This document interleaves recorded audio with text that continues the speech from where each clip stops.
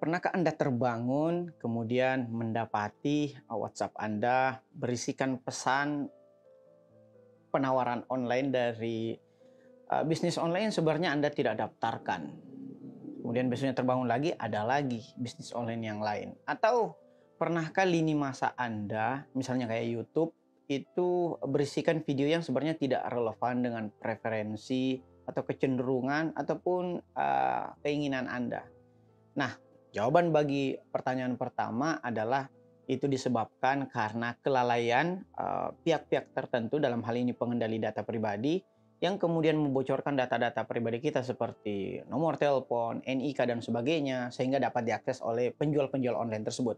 Dan jawaban bagi pertanyaan kedua adalah karena pengendali data pribadi lainnya, dalam hal ini korporasi, itu dapat memanfaatkan fitur periklanan yang kemudian para iklan-iklan tersebut membayar kepada platform seperti YouTube dan sebagainya. Nah, pertanyaan kemudian, amankah data pribadi kita ketika kita bersosial media?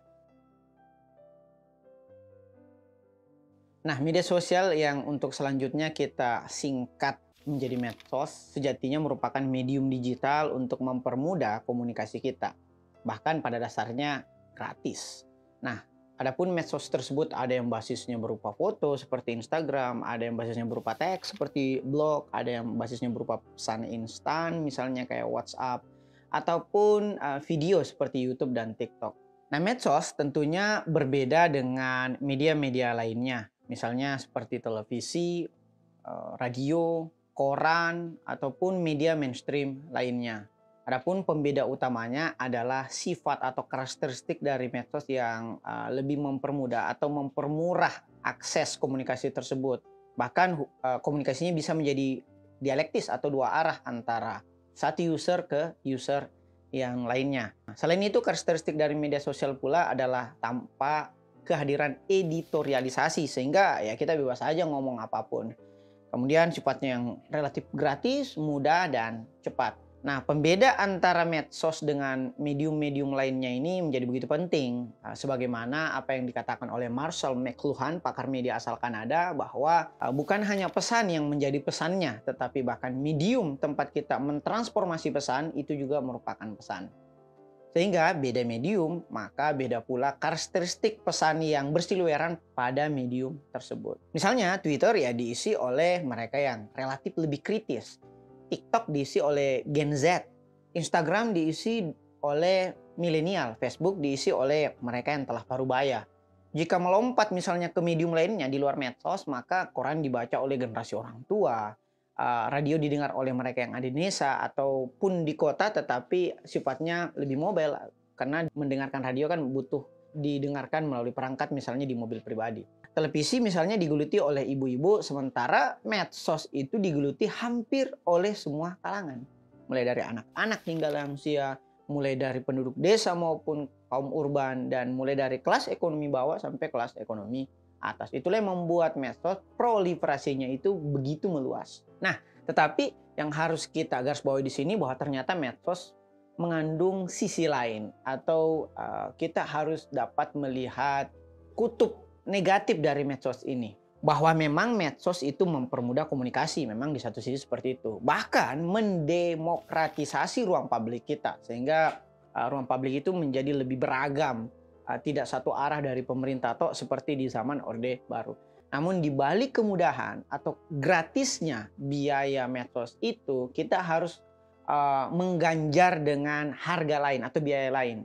Mungkin bukan berupa uang, tetapi kita bayarnya dengan memberikan akses data pribadi kita kepada pemilik platform atau pada pengendali data pribadi tersebut. Nah, data pribadi kita kemudian dikumpulkan menjadi big data, baik itu pemilik platform sosmed maupun pemerintah dari tempat pemilik platform tersebut berdomisili. Misalnya ketika Facebook ya berarti pemerintah Amerika, ketika TikTok ya berarti pemerintah Cina. Nah, medsos sendiri kalau kita mau tarik secara domisili atau kepemerintahan, maka data pribadi kita itu misalnya di TikTok ya dikelola oleh pemilik TikTok, bahkan pemerintah Cina. Data pribadi kita di YouTube, Instagram, Facebook, WhatsApp itu ya dikelola oleh pemilik Google atau Meta, yang tentunya adalah pemerintah Amerika Serikat.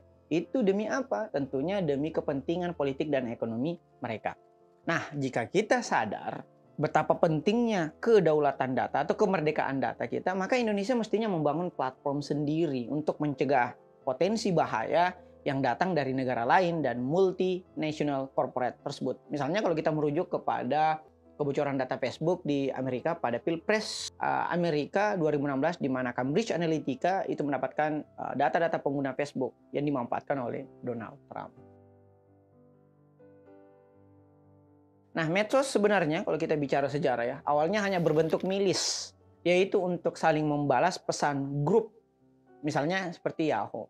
Kemudian meningkat menjadi berbasis pesan secara lebih privat, menjadi dua arah seperti WhatsApp dan Telegram. Kemudian dapat omnisaluran, yaitu berbagi foto, video, suara, dan bisa sekaligus live, seperti yang kita saksikan misalnya di Telegram ataupun di YouTube.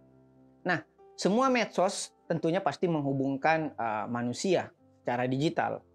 Jika komunikasinya di luar jaring atau yang kita sebut luring atau tidak daring lagi, maka ia tidak disebut sebagai medsos karena tidak memanfaatkan medium digital.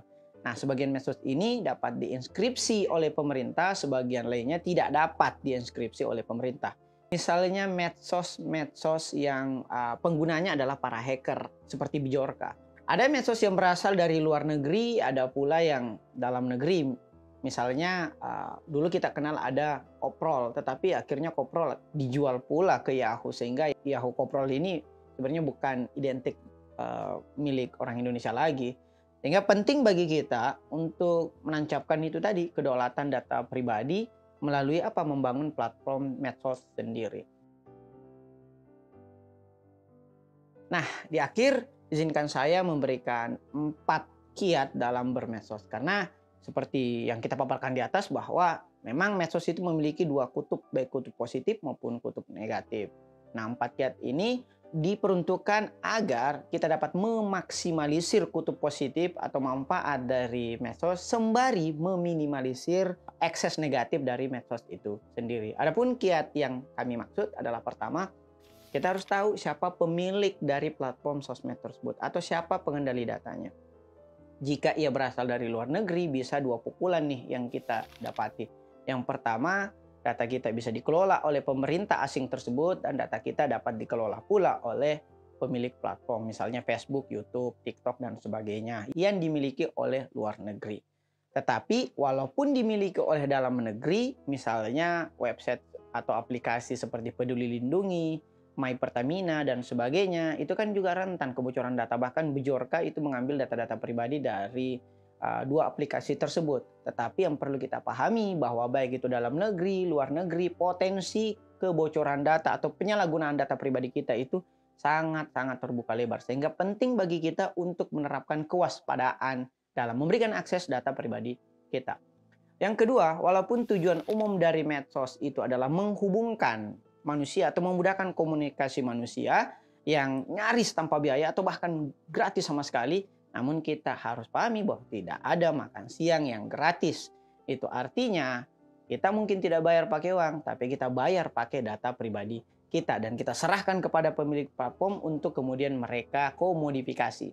Kiat yang ketiga adalah semakin banyak izin yang kita berikan kepada pengendali data pribadi tersebut, maka semakin besar pula potensi penyalahgunaan data pribadi kita. Medsos omnisaluran, misalnya seperti WhatsApp, TikTok yang bisa berbagi foto, teks, audio, gambar, dan sebagainya, itu tentu berpotensi menyalahgunakan data kita lebih besar dibandingkan platform sosmed yang hanya berbasis satu saluran aja atau bahkan hanya sekedar teks seperti blog. Nah, terakhir, makin lama Anda terhubung secara daring atau dalam jaring atau online, maka semakin lama pula waktu yang diberikan kepada pemilik platform atau pengendali data pribadi kita itu untuk bisa menambang, mengeksplorasi, memanfaatkan data-data pribadi kita. Sehingga mulailah terapkan minimalisme digital dan terus berpikir kritis tentang seberapa penting dan seberapa aman kita dalam menggunakan media sosial. Terima kasih, sekian. Wassalamualaikum warahmatullahi wabarakatuh.